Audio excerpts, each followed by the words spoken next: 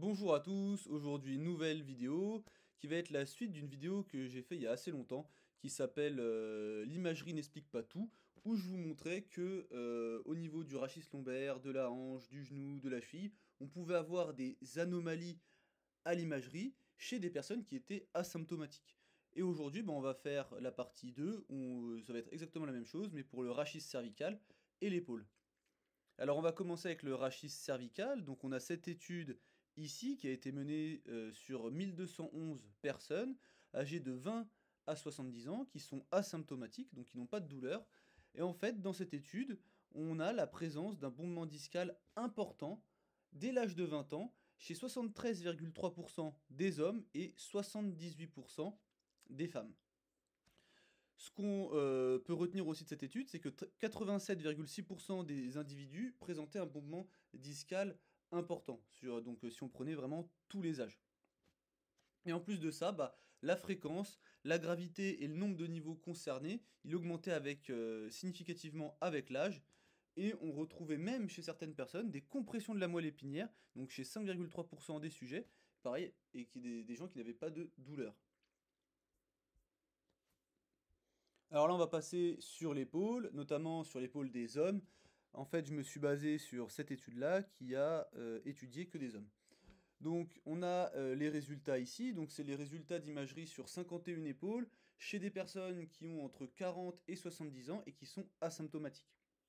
Et en fait, cette étude-là, elle nous montre qu'on a une atteinte de la coiffe des rotateurs chez 75% des personnes, un épaississement de la bourse sous-acromio-deltoïdienne chez 78% des personnes, une arthrose au niveau acromioclaviculaire chez 65% des personnes, et on a même des anomalies au niveau du labrum glénoïdien postérieur chez 14% des personnes. Et en fait, dans la cohorte qu'on a ici, donc les 51 personnes entre 40 et 70 ans, et bien en fait 96% des sujets avaient des anomalies asymptomatiques de l'épaule. Donc c'est quand même une énorme proportion, et chez des gens qui n'ont pas mal.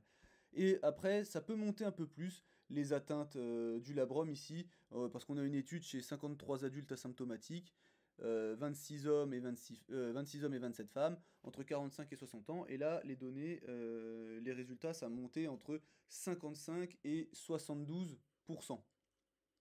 Comme quoi ça peut être, après ça peut varier en fonction des cohortes. Ensuite, on a une étude chez les femmes, alors qui montre des résultats très différents de celles chez les hommes, notamment parce qu'en fait la population était beaucoup plus jeune en fait, hein. On était sur une population de personnes entre 18 et 56 ans, et là entre 40 et 70 ans. Donc en fait ici, on n'a retrouvé aucune déchirure partielle ou complète, donc ce qui va à l'encontre de dans l'étude précédente où on a 9,8% de déchirure partielle ou complète chez les hommes. On n'a qu'une seule participante qui présentait une anomalie de la bourse sous-acromiale, et on avait au final très peu d'arthrose au niveau de l'articulation acromioclaviculaire, hein, 0,88%. Mais voilà, c'était pour vous mettre une étude chez les femmes, mais en fait, vu que les âges sont, même s'il y a 456 épaules, vu que la moyenne d'âge elle est différente, là, pas sûr qu'on puisse comparer pour le coup. Et là, on va finir avec cette étude-là qui est assez intéressante parce qu'en fait, ils ont fait une IRM des deux épaules chez 123 personnes qui avaient une douleur à une seule épaule. Et en fait, qu'est-ce que ça a montré? Ça a montré que, en fait, par exemple, si on regarde les gens qui ont mal à l'épaule, donc le côté symptomatique c'est en rouge et le côté asymptomatique il est en bleu. En fait, on retrouve quasiment à chaque fois autant d'anomalies à l'imagerie sur le côté sain et sur le côté douloureux.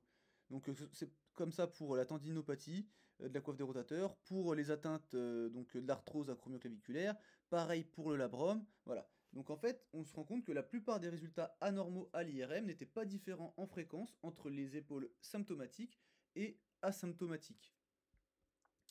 Donc en fait, c'est juste pour vous dire qu'on peut pas, que vous soyez un patient qui a des douleurs, vous pouvez pas uniquement vous baser sur les rapports d'imagerie pour expliquer votre douleur. Et si vous êtes un professionnel de santé, que vous prenez en charge des gens avec des douleurs, vous pouvez pas uniquement vous baser sur les résultats d'imagerie pour suivre les douleurs de votre patient. Après, je dis pas que l'imagerie n'est pas nécessaire, il y a plein de cas où elle est nécessaire. Si, si potentiellement on estime qu'il y a un risque de fracture, ce genre de choses, on peut rediriger. Mais c'est juste que on peut pas prendre les résultats d'une imagerie comme une valeur, enfin quelque chose d'absolu pour expliquer les douleurs de notre patient. Donc je vais arrêter la vidéo ici et puis on se dit à la prochaine. Salut!